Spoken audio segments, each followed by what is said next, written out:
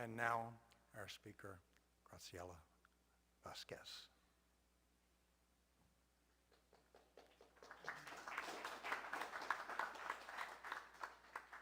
My first question is, do I look too short?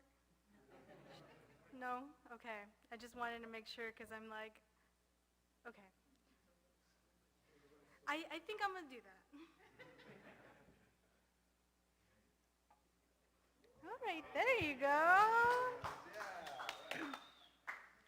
Hi, everyone. My name is Graciela Vasquez. I am from Far, Texas, but it's not far away. It is about 2 hours from here. So I was born and raised in Hidalgo County, which is known as the Valley. I did get my education through Texas A&M, University Kingsville.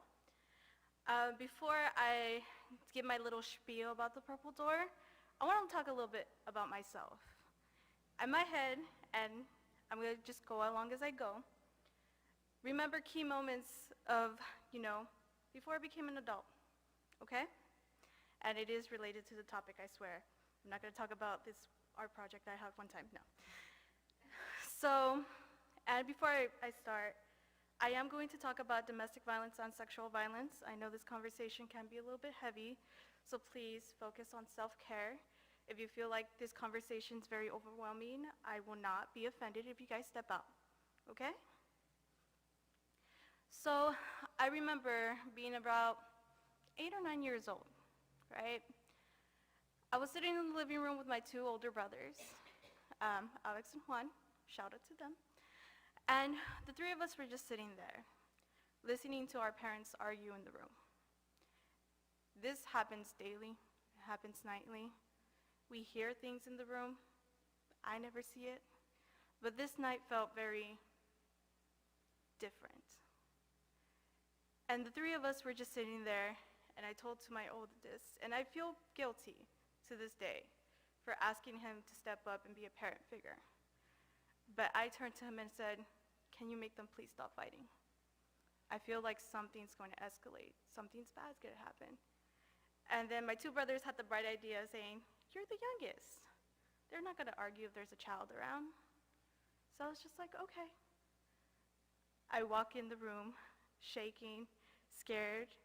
I was 7 or 8. And I walk in, my dad was drunk, yelling at my mother.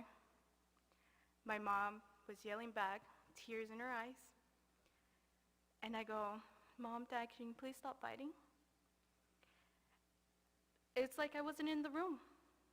I was not in the room. I approached closer, please, can you guys stop fighting?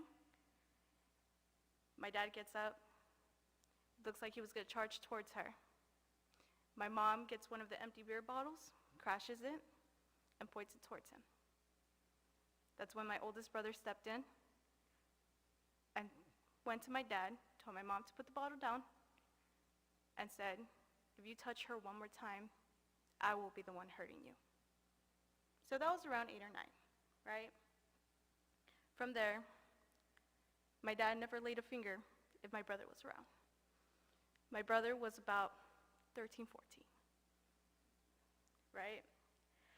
Another moment I remember in my life was, I was 13. Gracie's first relationship, yay, right? And I was dating this I'm 4'11", pretty sure I was like 4'10", 4'9", dating a 6'3" tall guy. And yeah, he was a fantastic, fantastic friend.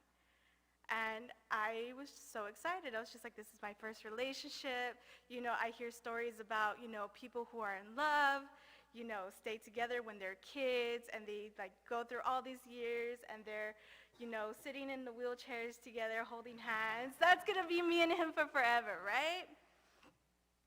So our relationship was going, don't make me jealous, y'all. So I was sitting there, and we would talk. And then I would start arguing with him. Now, he has never hurt me, not physically, not mentally, any other way.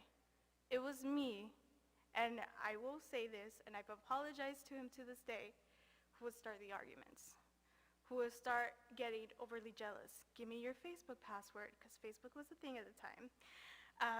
Give me your social media. Who are you talking to? Why are you hanging out with this person more than the other person? And he broke up with me. I was so heartbroken. And I was sending him a bajillion messages. I realized what I was doing. I was just like, towards the end, I was just like, okay, after rereading all these messages, crying at my aunt's and uncle's anniversary party, because that's the day he chose to break up with me, that I was the issue here. Because I witnessed, not only from my parents, the violence coming in throughout my family as a whole. I had an uncle who was being severely abused by his partner. And I remember the hushed tones that my parents had with him. How they didn't want to get the police involved because it was private matters. No one should be getting involved. You're a man. Stick up for yourself. You can easily hit her back. I remember conversations when my cousin passed away. She passed away because her boyfriend at the time murdered her. And at that time, I was around 12 or 13, about the time that I started my first relationship. It was like, well, what did she do wrong? What escalated for her, for him to get that violent to end up killing her? What did she do wrong? So by the time that I was 15 or 16, I entered another relationship, right? This time I was just like, this is this is the one where we're gonna be holding hands, we're gonna be doing amazing things, like we're gonna stay forever together, right? And I remember one time he coming up to me and he was just like, let me tell you a funny story, what happened to my parents today. I was like, okay, yeah, like I'm in the mood for laughter. He's like, yeah, my mom got so angry at my dad today. He didn't give her enough money so she can buy her new shoes that she's been wanting. That, she was cooking breakfast, she was making potato and egg, couldn't make us tacos for the morning. And when he told her, like, honey, I can't afford to give you money for new shoes, she threw the hot pan at him, and it was so hilarious. It was so funny. And I kind of looked at him, I was just like, how is that funny? In my head, I was just like, I should have taken that as a red flag, right? But I didn't.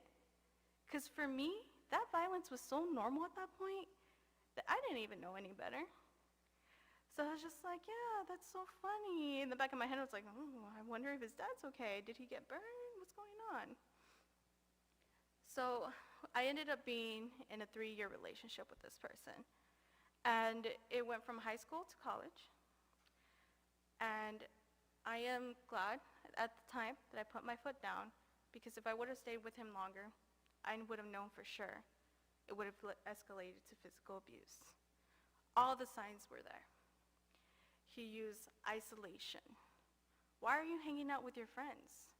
I see you posting pictures online, on Instagram, on Snapchat, that you're laughing, having a good time, and you text me that you miss me, but you're out there having fun?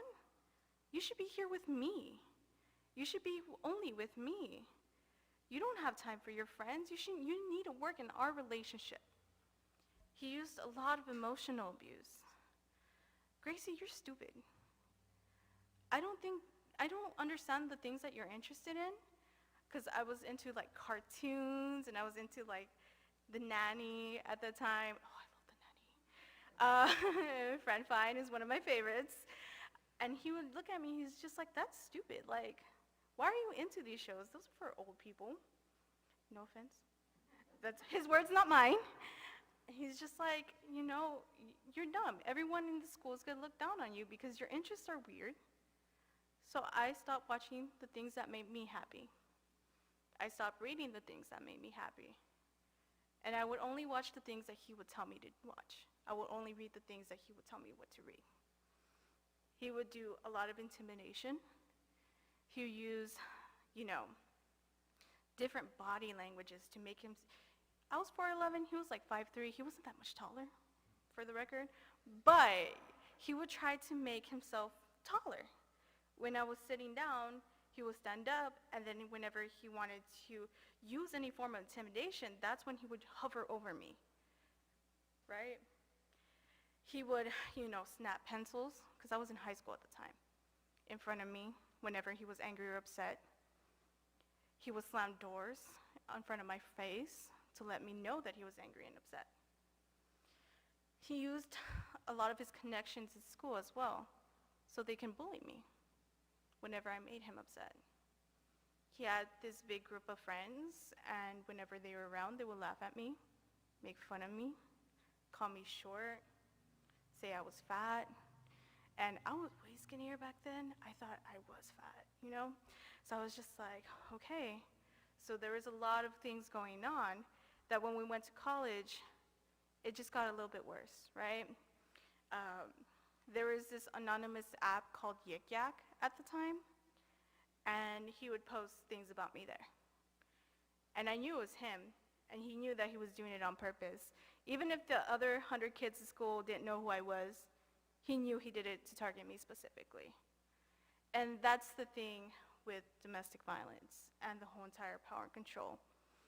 It's using multiple tactics to bring an individual down, to make sure that they had no power, to make sure that they have no control, to leave the relationship. We were on and off for 3-4 years, and even after that, I still felt the need after we broke up to reach out to him. I didn't know who I was as a person anymore. He used all these things to make sure I was nothing. So, and I'm gonna be honest with you guys, it took me 10 years after that relationship to build myself back up and get into a new relationship. And for me, it made me realize that either I had to be in a relationship where I was being abused, or I was the abuser. I'm not proud to say that, but because of the cycle, I ended up doing that. I remember sitting down with my counselor, Miss Angel. This was after me and that abusive partner broke up, and I was just like talking about this crush I had, and I was just like, yeah, sometimes I make Facebook posts that are directed to him because I know it's gonna get to him so he can text me. And she just kind of did a double take, and she's like, Gracie, do you know what you're doing? I was like, yeah, I'm getting him to text me so we can hit it off and start getting together. And she's like, no, you're manipulating him. And I was just kind of sitting there, I'm just like, no, I'm not the issue here, it's not me. And then I sat there and I was just like, oh my God, it is me. But that's what the cycle does. I grew up in a household where all I saw was violence. And I thought, because it was never physical, I was okay. But domestic violence is so much more deeper than just physical violence. So after I graduated, and side note, my degree is human development and family studies. So I took classes on, marriages, family, looking at the dynamics in family, and then that huge thick textbook like that, there was only one paragraph about domestic violence. And that's how it shows you how little people just think it's a personal family matter. It's their stuff. Don't really need to get into it, They're just couples having an argument. And I was just like, okay. So when I graduated, I was just like, okay. So I applied for the Purple Door, and I became a case manager, or at the time it was known as a victim advocate in Alice, Texas. So meaning I covered Brooks County, Jim Wells, Rural Nueces, and Duval County, right? And I saw a little bit of myself in every client that I had. And I was just like, okay. And from there, working there, I realized the bigger issue, right? So working there my first year, I was lost and confused because that case manager position has so many things. I was just like, what did I do? What did I do? How do I help these people? And there's this one thing that we do, it's called Domestic Violence 101 classes, right? And we get referrals from anyone and everywhere. We get referrals from the DA's office, we get referrals from CPS, and those who go through CPS, they don't really want to be there. They're there because CPS told them to be there, right? So I remember seeing some of my clients, and I'm just like, okay, so in your words, what is domestic violence? Oh, it's when your partner hits you. Okay. Is there anything else? You're not wrong, because you're not. Is there anything else? It's like, no, my relationship is great. It's healthy. We're doing good. You know, he's never hit me. I had an ex-boyfriend 10 years ago. He would hit me all the time. Like, this guy, yeah, he's a little mean sometimes, but he never hits me. He doesn't touch me. He respects me. So if anyone in their free time wants to look up this thing, it's called the power and control wheel. So I would always whip that out and be like, hey guys, okay, let's look at this, right? And in that wheel, it shows all the different tactics that they use to have that power and control over the person. And I remember this one specific lady, she was just like, okay, I see some of the emotional abuse. And when I was going through financial abuse, which is just like holding their assets, making them do things to get money, going to their jobs, getting them fired, or trying to get them to quit their jobs. This one particular lady, she's just like, this is for a friend, this is not for me. And I was just like, okay. And you know, sometimes that's the first step. They always ask, oh, it's just for a friend, just asking. But we know it's for them, right? She's just like, so my friend has a social security card because they have a disability, okay? And you know, her boyfriend, he's great at finances. He always makes sure to see what she spends on, just to make sure she doesn't overspend. And you know, he's so generous that he asks, like she needs to ask every time. And normally he says yes, but sometimes he says no. And he sometimes uses, and you see that wheel rolling, like he sometimes uses the card without asking their partner. And then, come to think of it, I don't think they ever save money from that card. And then whenever it was his turn to spend money with his check, he would always tell her, you can't use that. That's not your money. And she just kind of looks at me and she's just like, I'm going through financial abuse, aren't I? And I'm like, yeah, you are. And the most recent, there was this young lady, she's just like, he hit me last month. It was for a protection order. So we also help out clients fill out protection orders, and what a protection order is a 2-year restraining order to keep their abuser away from them. If they're anywhere close, I want to say it's 200 yards within the individual, wherever the individual goes, they can call law enforcement and they can arrest the person, okay? And it's civil. So she was filling out this protection order, and I was explaining to her, okay, the county attorneys want to know how long has domestic violence has happened and what makes you think it's going to happen again. And she was just sitting there like, you know, he only hit me the one time, and I don't think there was any other times that he did anything to hurt me. So again, my handy dandy power and control wheel, take it out, and I'm just like, okay, so look at this wheel and tell me again, do you think you went through domestic violence with him? And she starts crying. She's just like, I did not know. Everything that I experienced, the isolation, the minimizing, denying, and blaming, him using his privileges against her because she was a person of color. You know, the threats, he threatened suicide too, which is often when they're losing control. So they're doing anything willing to kind of get that control back, right? She looked at everything, the financial abuse, all of it, and she's just like, it's happened since day one.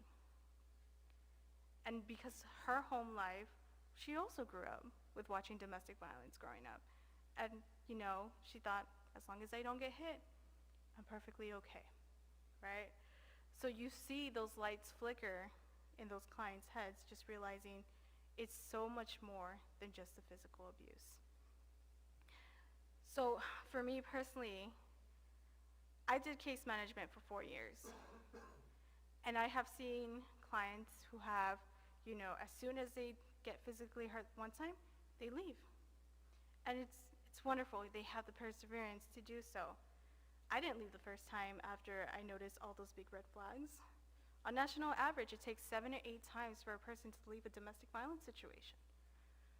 So, and I've had clients who, after they leave one partner, they find another partner, and it's the same situation. I remember this young girl, and I still think about her to this day. And a part of me is just hoping that she will get out of the cycle, but she's so into it that I don't think that she can. She grew up, she was sexually assaulted as a child by her own biological father. And from there, she was home to home being abused by whoever was taking care of her. So when she was an adult, she became a sex worker, right? She didn't complete her education. She only went up to the 5th grade, I believe. So every time she found a new partner, you know, it was just abuse after abuse after abuse that her head is just so filled up with trauma. Have you guys heard of fight, flight, freeze? Have you guys heard fawn? I see some heads just like fawn. So yeah, there's another one called fawn where it's just like, you know there's a dangerous situation, so you're trying to figure out, how do I act to make sure that this person doesn't escalate? So for example, with my parents, my dad would start escalating. My mom was just like, okay, how do I make him less angry? Do I give him another beer? Do I make him food? Do I just say yes to everything he says? That's fawn, right? So this client, she showed signs of all of them. And she was so impacted at the point that every choice she makes, no matter how, like, it can be just like, oh my gosh, did I leave the stove on? You can see her brain reacting and go into crisis because that's all her body knows. And that's why the cycle is so permanent, because not only do we grow up with domestic violence, it can literally alter our brains and the way that we respond things. When trauma is there, our logical thinking, out the window. And we're reacting with our emotions. I know for me, sometimes I'm just like, oh my God, he didn't text me back. Oh my God, he's breaking up with me. And I will go into this breakdown, to this crisis, where I'm just like, okay, what do I do to make him like me again? What do I do? And I go out texting friends. I'm just like, hey, have you heard from him? And just start crying. And some people are just like, Gracie, you're being dramatic. But for me, that was the response, because that's all I knew how to react. That's all I knew how to cope. If I was being yelled at, I would start crying, I would start hiding. Same thing for everyone. And it's little things too that can affect their choices. So when working with anyone who goes through domestic violence, it's always having to meet them where they're at, right? So I had clients who, they just got abused, right? And her primary focus was her cell phone. Oh my gosh, law enforcement took my cell phone away. What do I do? What do I do? And I'm just like, he just assaulted you. He's still out there. You're not thinking about protecting yourself? Like, I thought about this. I was just like, you're not thinking about protecting yourself, going to safety, maybe making a police report? No. It was her phone. But that's what trauma does to their brains. It's just like their priorities are what they stick to, and they're fixated on that. That sometimes we look at them and just like, that's not logical. It's kind of whack. Like, you're not thinking straight. But they don't. They don't think straight. Because that power that's stripped from them, that control that they don't have any control. They don't know where to go next. They don't know what to do next. So it's just trying to figuring out where they're at, right? I got several phone calls from people just like, I know somebody who's experiencing this. How do I help them? How do I open their eyes and make them see what they're going through is abuse? And I'm just normally like, okay, have they confronted you about it? No. Have you confronted them about it? Yes, I told them that they need to go to the purple door, they need to do this, they need to do that, and they shut themselves out from me. Why? I'm just telling them what they need to do so they can get that help. And I'm just like, that's why. You're telling them what they need to do. You're not giving them options that let them say like, hey, I have control of what options I can pick and choose. You're making that choice for them, and it reminds them of their abuser who's always making their choices. So oftentimes it's just like, learn to meet them where they're at. Okay, so you're going through this. I hear that there's these several options that you can do and these resources that you can reach out to. Reach out to them when you have time. Reach out to them whenever you're ready. That way they don't feel the pressure to having to do it now. I had this one gentleman one time who reached out to me, and as soon as he sat down in my office, I knew he didn't want to talk to me. He had his arms crossed, he was looking at the floor, he had a frown on his face. I was like, what's up, bud? Like, what's going on? He's like, my friend just dropped me off. And I was just like, your friend? And he was like, yeah, my friend got services from you guys. I kind of told her the situation, but she doesn't know the full thing. I'm like, okay, so what's going on? Well, I have a boyfriend. She doesn't know I have a boyfriend. She thinks I'm being abused by a woman. And I was just like, okay. And he's like, well, if I tell her the full things, I don't know if she's going to be homophobic with me or not, but she just told me that she's picking me up and she's driving me to somewhere that I need to go. And for me, in my head, I'm just like, he's not ready yet. He wasn't ready yet. If he didn't feel comfortable to express his sexuality to her, what makes him like feel comfortable to come to a complete stranger who's 4'11" and just straight out of college, to talk to him about his issues? And I know people are being to like, okay, we're doing it for good. We're doing it to help them. We're doing it to save them. But it's through their own pace, right? Because statistically, and I'm like throwing out that word, leaving the domestic violence relationship escalates. And that's when things get more violent. I know I'm using a lot of men examples because they're the ones that are just popping out of my head. I had a man who reached out to me, and he's just like, Gracie, this is very embarrassing for me to say. I was like, okay, what's going on?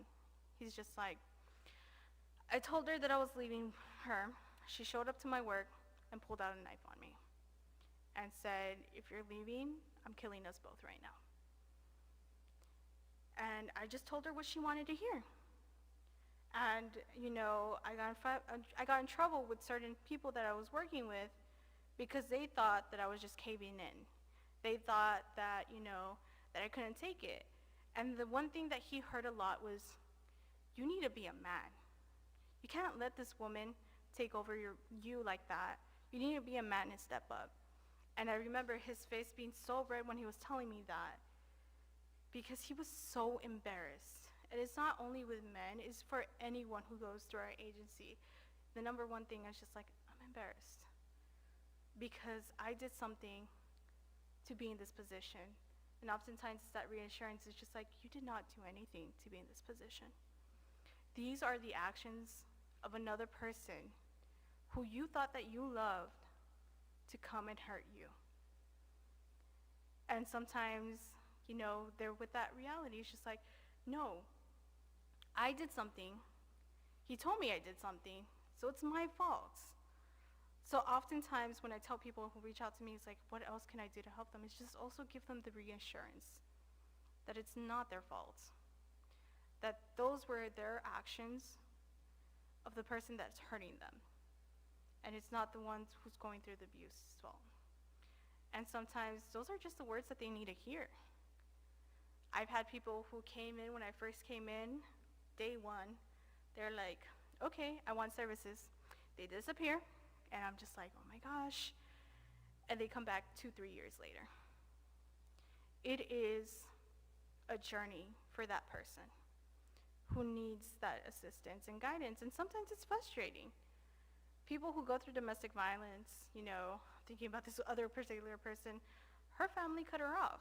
She was with him for 25 years, 25 to 30 years, right? He got her addicted to drugs. She was very dependent on him for drugs, and that was one of the reasons why she didn't leave.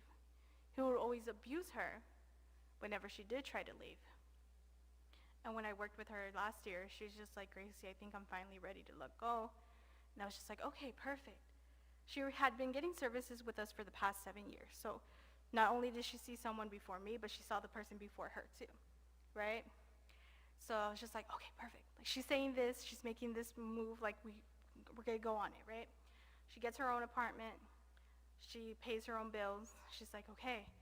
And within that year, I saw her starting to grow. She's flourishing now.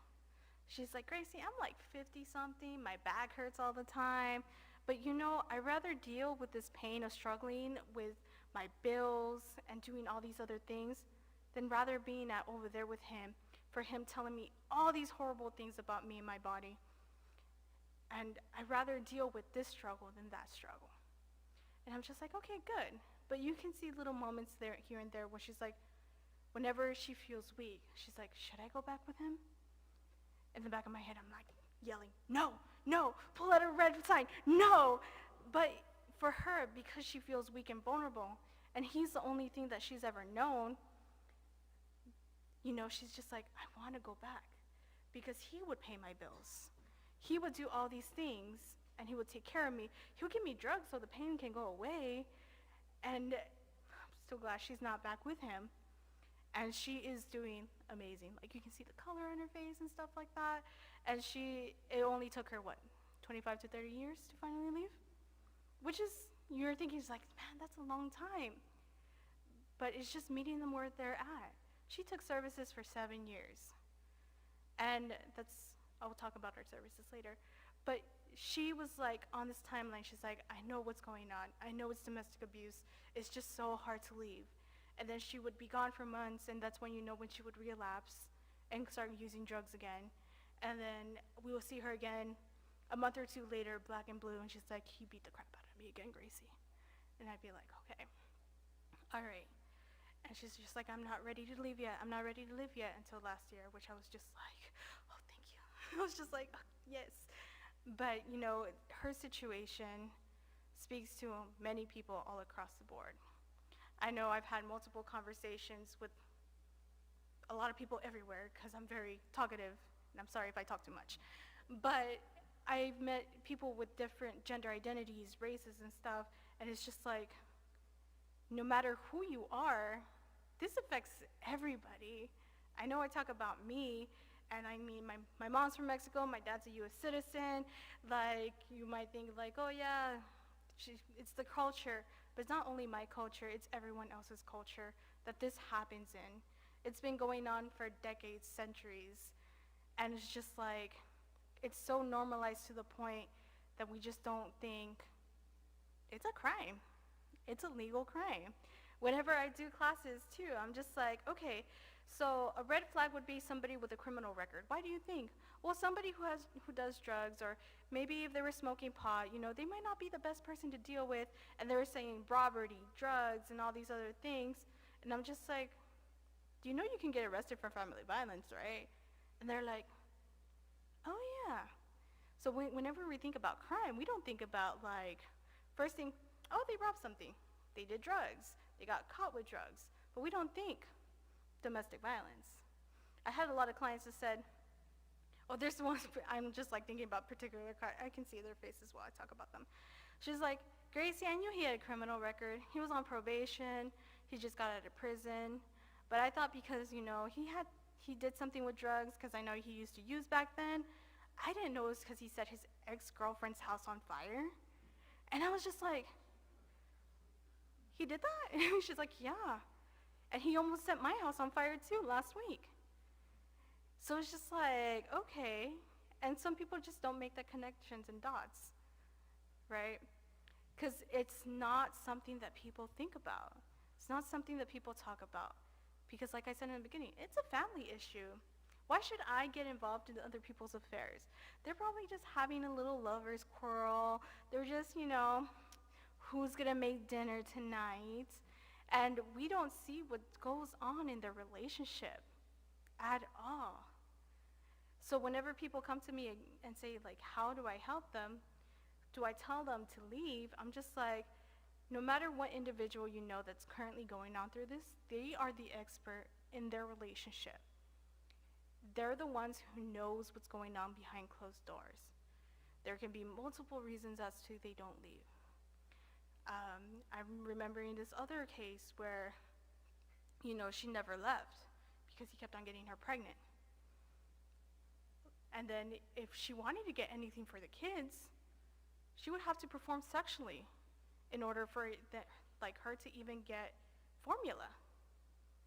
Any little item for the baby, she would have to do these acts in order for him to give her any kind of financials to support her babies. And it kept on going because she kept on getting pregnant again and again because he didn't let her use birth control.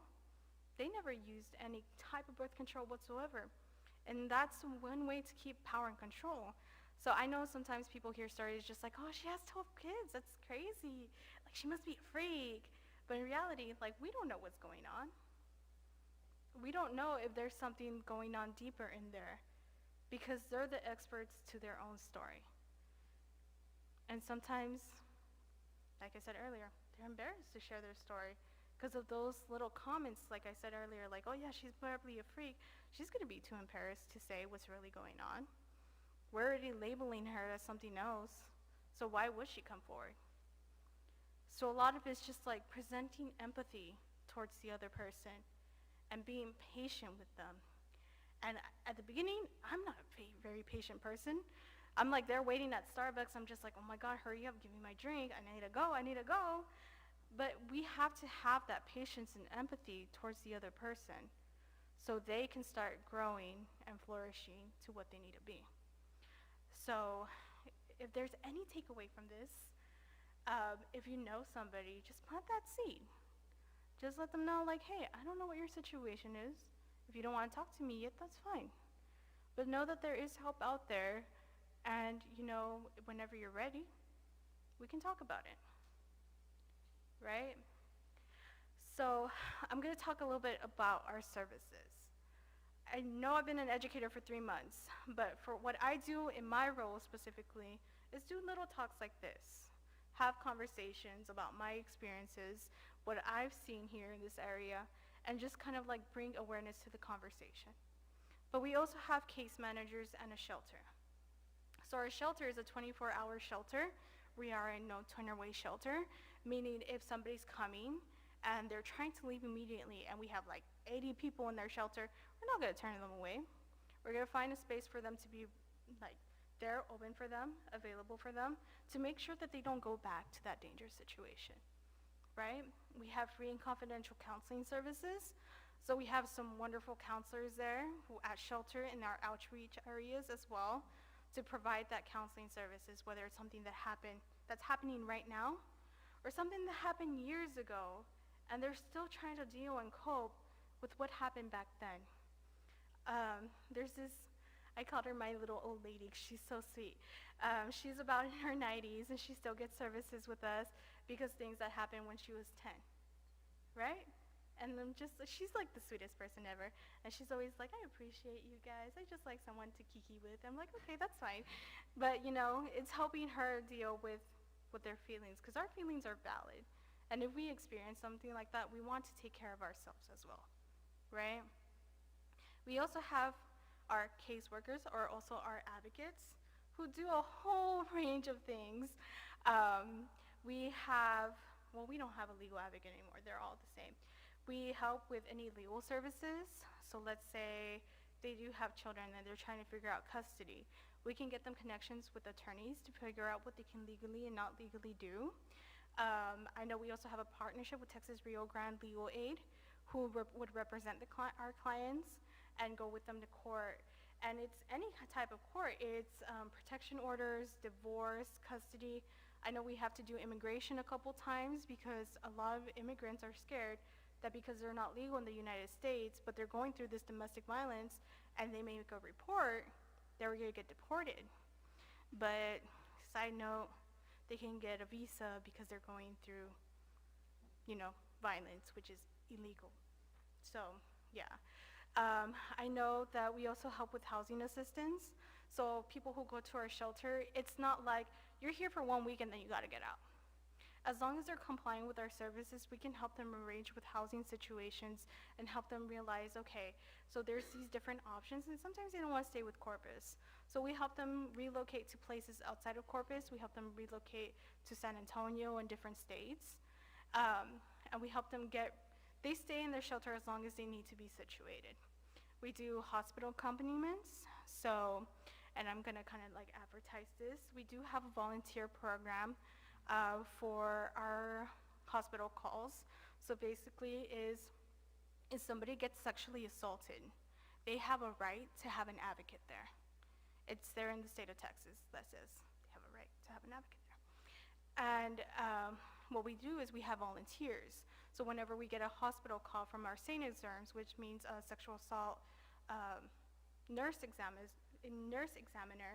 and they say, hey, we have somebody who is just sexually assaulted, can somebody come here? Our volunteers will go over there to provide them that support. So we also have a sexual assault program where we have 2 sexual assault educators that are very specific to that topic, and a sexual assault coordinator for the same, and they also see sexual assault clients specifically as well.